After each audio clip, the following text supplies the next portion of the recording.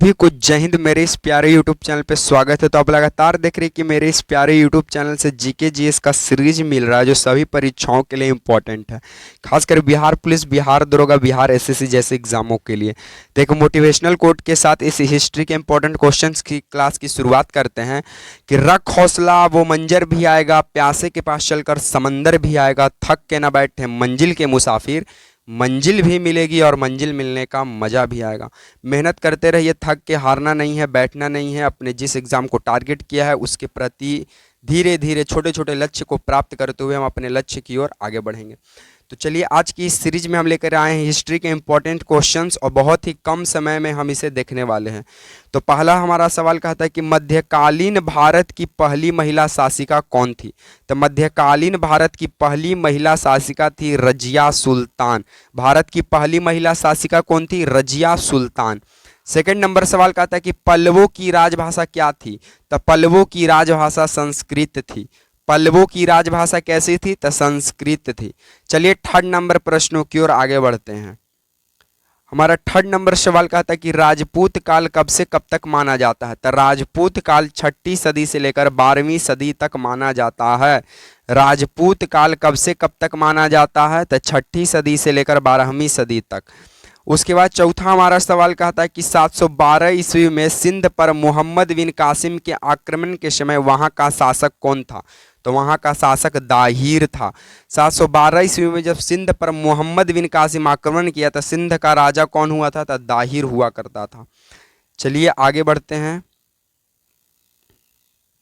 आगे हमारा सवाल कहता है कि सर्वप्रथम जजिया कर लगाने का श्रेय किसे दिया जाता था? मोहम्मद बिन कासिम को। सर्वप्रथम जजिया कर लगाने का श्रेय किसे दिया जाता है? मोहम्मद बिन कासिम को। जजिया कर एक ऐसा कर था जो सिर्फ मुसलमानों से लिया जाता था। तो सर्वप्रथम जजिया कर लगाने का श्रेय किसे है? मोहम्मद बिन कासिम को। दिल्लिका का किसका पुराना नाम है? दिल्ली का। दिल्ली का किसका पुराना नाम है? दिल्ली का। पृथ्वीराज रासो की रचना कौन सी किसने किया? तो चंद्रवरदई।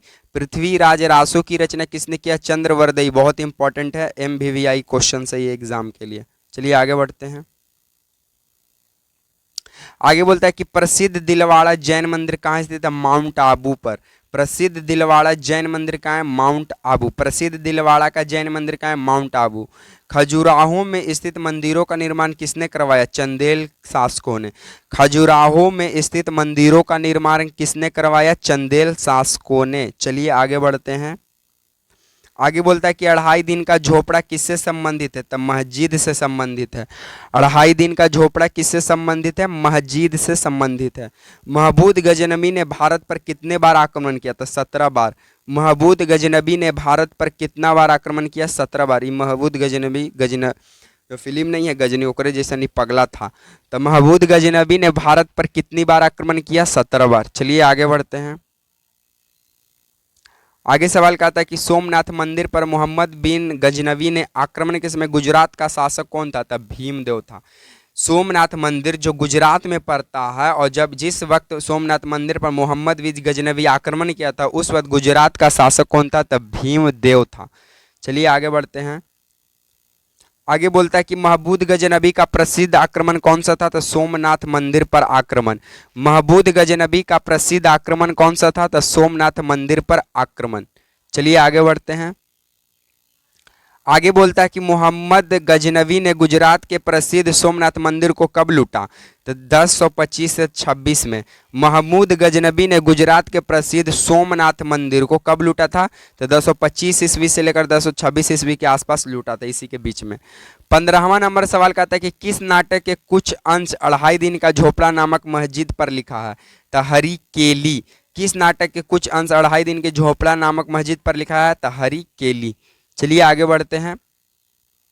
आगे बोलता है कि रानी पद्मानी का नाम खिलजी के चित्तौड़ विजय से जोड़ा जाता है, राणा रतन सिंह से। विक्रमशिला विश्वविद्यालय की स्थापना किसने किया? धर्मपाल। विक्रमशिला विश्वविद्यालय की स्थापना कौन किया? धर्मपाल। चलिए आगे बढ़ते हैं। आगे बोलता है कि गीत गोविंद को किसने लिखा था? गीत गोविंद को जयदेव ने लिखा। गीत गोविंद को किसने लिखा? जयदेव ने लिखा। जयदेव किसकी सभा को अलंकृत करते हैं? तो लक्ष्मण सेन के। जयदेव किसकी सभा को अलंकृत करते हैं? लक्ष्मण सेन को। चलिए आगे बढ़ते हैं। आगे सवाल का था कि अलवर के संस्थापक कौन थे? तो जयपाल थे। अलवर के संस्थापक कौन थे? तो अजयपाल थे। किस शासक के दरबार में जैन आचार्य हेमचंद्र को संरक्षण मिला? तो जय सिंह, जिनको सिद्धराज भी कहा जाता था। चलिए आगे बढ़ते हैं। आगे बोलता है कि चंदावर का युद्ध किस किस के मध्य हुआ? तो जयचंद और मोहम्मद गौरी। चंदावर का युद्ध किस किस के मध्य हुआ? तो जयचंद और मोहम्मद गौरी। 23वां नंबर सवाल का आता है कि किसने सोमपुर महावीर का निर्माण कराया था? तो धर्मपाल। और धर्मपाल ही किस विश्वविद्यालय की स्थापना की? कमेंट कीजिएगा। चलिए आगे बढ़ते हैं। आगे बोलता है कि भारत पर सर्वप्रथम अरब आक्रमण किसने किया? तो महमूद बिन कासिम, मोहम्मद बिन कासिम। भारत पर सबसे पहले अरब आक्रमण किसने किया? मोहम्मद बिन कासिम। जगन्नाथ मंदिर किस राज्य में स्थित है? उड़ीसा। जगन्नाथ मंदिर किस राज्य में है? उड़ीसा। चलिए आगे बढ़ते हैं।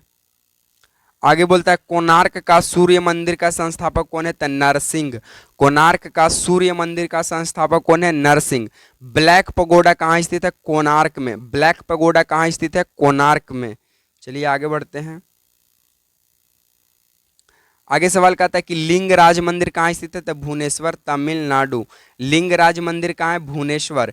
लिंगराज मंदिर का नींव किसने डाला? यति केसरी ने। लिंगराज मंदिर कहाँ है? तमिलनाडु के भुवनेश्वर में। और इसका नींव किसने डाली? याति केसरी ने। पांड्य साम्राज्य की राजधानी कहाँ था? मदुरई। पांड्य साम्राज्य का राजधानी कहाँ था? मदुरई। चलिए आगे बढ़ते हैं। आगे बोलता है कि यादव सम्राटों की राजधानी कहाँ थी? तो देवगिरी। यादव सम्राटों की राजधानी कहाँ थी? देवगिरी। विजय स्तंभ कहाँ स्थित है? चित्तौड़गढ़, राजस्थान। विजय स्तंभ कहाँ स्थित है? चित्तौड़गढ़।